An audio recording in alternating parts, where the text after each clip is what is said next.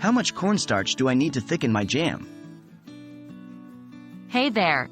Welcome to today's video, where we'll be answering the question, how much cornstarch do I need to thicken my jam? If you've ever found yourself with a runny batch of jam and want to achieve that perfect, thick consistency, you're in the right place.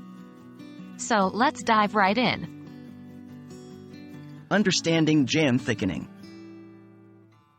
Before we get into the specifics of cornstarch measurements, it's important to understand the process of thickening jam.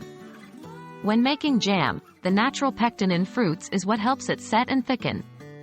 However, certain fruits have lower pectin content and may require additional assistance to achieve the desired thickness. That's where cornstarch comes in. Factors to consider.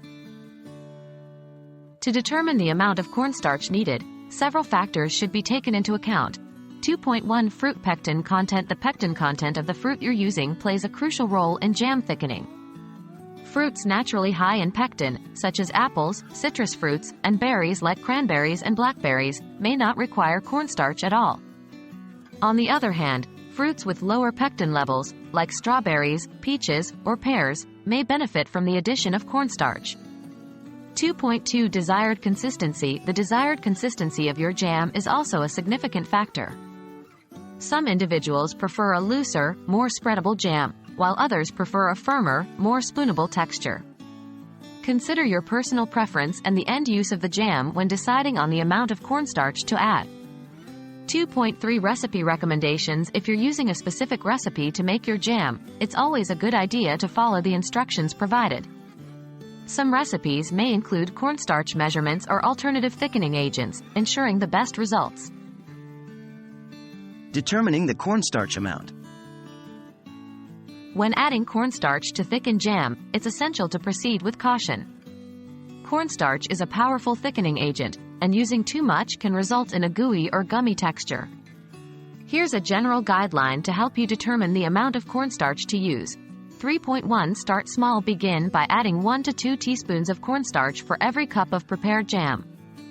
Mix the cornstarch with a small amount of cold water to create a slurry before incorporating it into the jam. This method allows the cornstarch to dissolve evenly and prevents clumping. 3.2 Cooking and testing. After adding the cornstarch slurry, cook the jam over medium heat while stirring continuously. As the mixture heats up, the cornstarch will begin to activate and thicken the jam.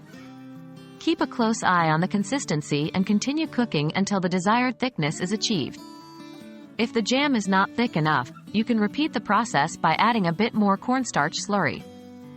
3.3 Adjustments and personal preference. Remember, the amount of cornstarch required may vary depending on the specific fruit, its pectin content, and personal preference. It's always better to start with less cornstarch and gradually add more if needed, rather than going overboard right away. And there you have it.